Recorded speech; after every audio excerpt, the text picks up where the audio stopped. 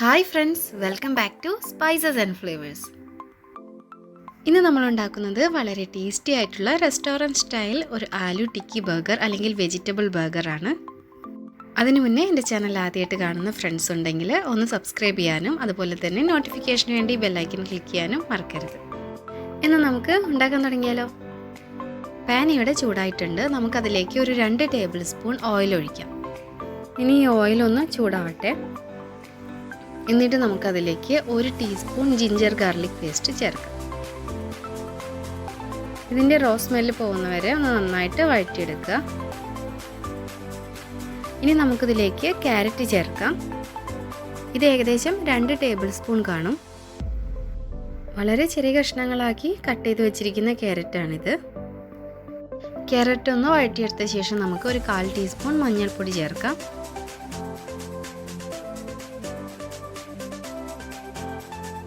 ഇനി ഇതിലേക്ക് ഒരു 1/2 ടീസ്പൂൺ മുളക് പൊടി ചേർക്കാം. 1/2 ടീസ്പൂൺ മുളക് പൊടി മതിയാവും, കാരണം നമ്മളിതിലേക്ക് ഒരു 1/2 ടീസ്പൂൺ പെപ്പർ പൗഡർ കൂടി ചേർക്കുന്നുണ്ട്. ഇനി ഇതിലേക്ക് 1/2 ടീസ്പൂൺ മല്ലിപ്പൊടി ചേർക്കാം. ഇനി ഇതിൻ്റെ റോ സ്മെല്ല് പോകുന്നവരെ നമുക്ക് നന്നായിട്ട് വഴറ്റിയെടുക്കാം. ഇത് നമുക്ക് പെട്ടെന്ന് തന്നെ ഉണ്ടാക്കിയെടുക്കാൻ കഴിയും. ഇത് കുട്ടികൾക്ക് സ്കൂളിലൊക്കെ കൊടുത്തിടാൻ കഴിയുന്ന നല്ലൊരു ടിഫിൻ ബോക്സ് റെസിപ്പി കൂടിയാണ്. ഇതുപോലെ വെജ് പാറ്റീസ് ഉണ്ടാക്കിയിട്ട് നമ്മൾ ഫ്രീസറിൽ വെക്കുകയാണെങ്കിൽ മോർണിംഗ് വളരെ പെട്ടെന്ന് ഉണ്ടാക്കിയെടുക്കാം. ഇനി ഇതിലേക്ക് ഞാൻ ഒരു 1/2 ടീസ്പൂൺ പെപ്പർ പൗഡറാണ് ചേർക്കുന്നത്. ഇതുകൂടെ ചേർത്ത് ഈ ക്യാരറ്റ് ഒന്ന് വഴറ്റിയെടുത്ത ശേഷം നമുക്കിതിലേക്ക് ഗ്രീൻ പീസ് ചേർക്കാം. ഞാനിവിടെ ഓൾറെഡി വേവിച്ച് വെച്ചിരിക്കുന്ന ഗ്രീൻ പീസാണ് ചേർക്കുന്നത്. നിങ്ങളുടെ കയ്യിൽ ഫ്രഷ് ഗ്രീൻ ബീൻസ് ഉണ്ടെങ്കിൽ അത് ചേർക്കാം.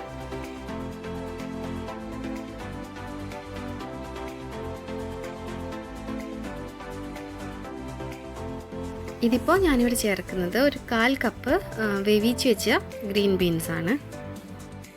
ഫ്രഷ് ആയിട്ടുള്ള ഗ്രീൻ ബീൻസ് ആണ് നിങ്ങൾ ആഡ് ചെയ്യുന്നതെങ്കിൽ നിങ്ങൾക്കത് ഡയറക്റ്റ് ആഡ് ചെയ്യാം. ഇതിലേക്ക് ഇനി ആവശ്യത്തിന് ഉപ്പ് കൂടെ ചേർത്ത് നന്നായിട്ടൊന്ന് വഴറ്റിയെടുക്കാം.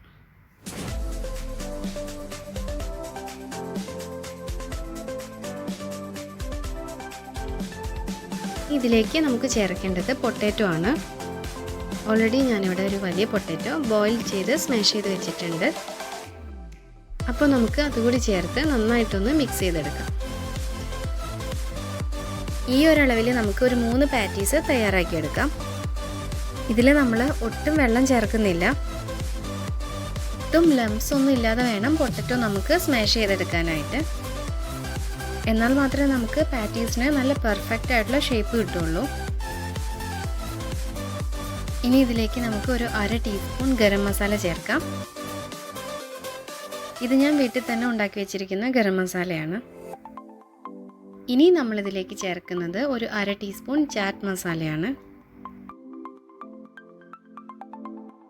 അപ്പോൾ നമുക്ക് അതുകൂടെ ചേർത്ത് നന്നായിട്ട് വഴറ്റിയെടുക്കാം.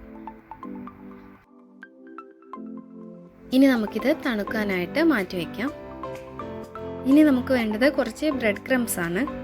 പൊട്ടറ്റോ മിക്സ് നന്നായിട്ട് തണുത്തതിന് ശേഷം ഇതുപോലെ നമുക്ക് നന്നായിട്ട് കുഴച്ചെടുക്കാം. കയ്യിൽ നമുക്ക് കുറച്ച് വെള്ളമോ അല്ലെങ്കിൽ കുറച്ച് ഓയിലോ മറ്റോ തടവി ഇതുപോലെ നല്ല റൗണ്ട് ഷേപ്പിൽ നമുക്ക് പാറ്റീസ് തയ്യാറാക്കിയെടുക്കാം.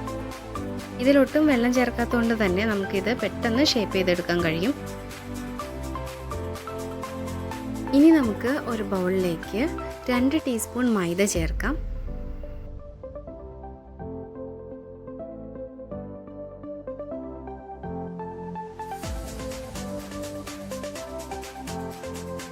ഇനി ഇതിലേക്ക് നമുക്ക് 2 ടീസ്പൂൺ കോൺഫ്ലോർ കൂടി ചേർക്കാം.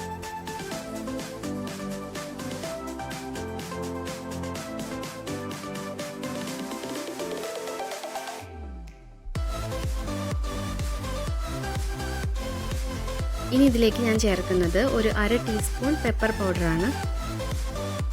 അപ്പോൾ നമുക്ക് ഇതിലേക്ക് പെപ്പർ പൗഡർ കൂടി ചേർക്കാം.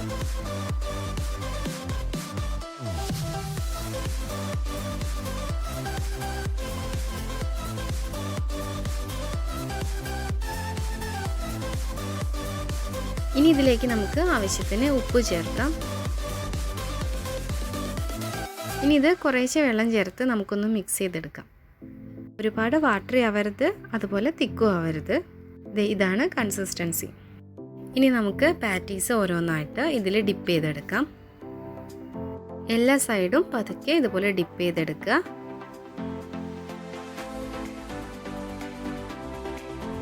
ഇനി നമുക്ക് ബ്രെഡ് ക്രംസിൽ നന്നായിട്ട് കോട്ട് ചെയ്തെടുക്കാം.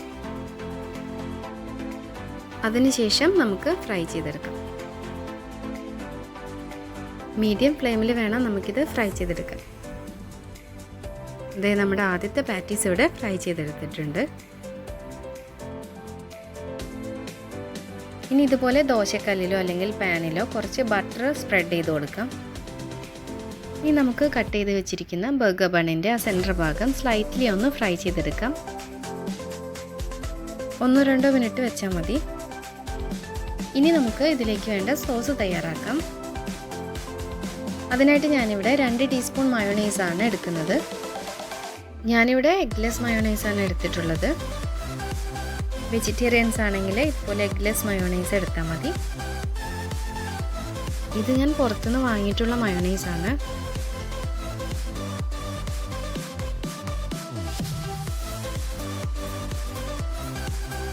മയോണൈസും സോസും എല്ലാം നിങ്ങളുടെ താല്പര്യത്തിനനുസരിച്ച് യൂസ് ചെയ്യുക.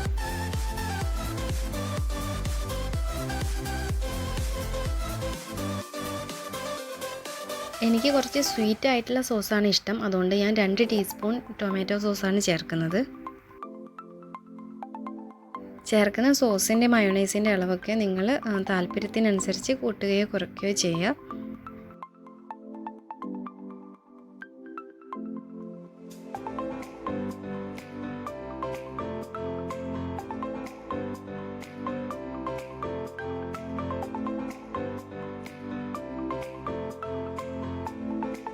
ഇനി നമുക്കിതിലേക്ക് 1 ടീസ്പൂൺ ചില്ലി സോസ് കൂടെ ചേർക്കാം. ഇനി ഇത് നന്നായിട്ട് മിക്സ് ചെയ്തെടുക്കുക.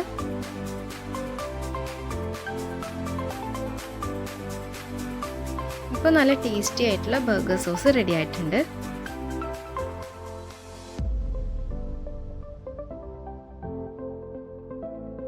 ഇനി ഇത് ബർഗർ ബണ്ണിൽ ആവശ്യത്തിന് നമുക്ക് സ്പ്രെഡ് ചെയ്ത് കൊടുക്കാം.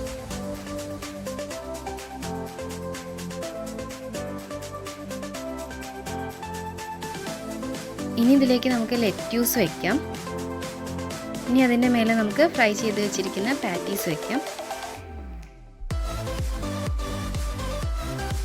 ഇനി ഞാനിതിന് മേലെ വയ്ക്കുന്നത് സ്ലൈസ് ചെയ്ത് വെച്ചിരിക്കുന്ന ടൊമാറ്റോയും അതുപോലെ തന്നെ ഒനിയനുമാണ്. ഇതൊക്കെ നിങ്ങളുടെ ഇഷ്ടത്തിനനുസരിച്ച് അറേഞ്ച് ചെയ്യാം. നിങ്ങൾക്ക് താല്പര്യമുണ്ടെങ്കിൽ ഇതുപോലെ കട്ട് ചെയ്ത് വെച്ച കുക്കുംബറും അതുപോലെ തന്നെ ഫ്രഞ്ച് ഫ്രൈസും ഒക്കെ നിങ്ങൾക്ക് ആഡ് ചെയ്യാം.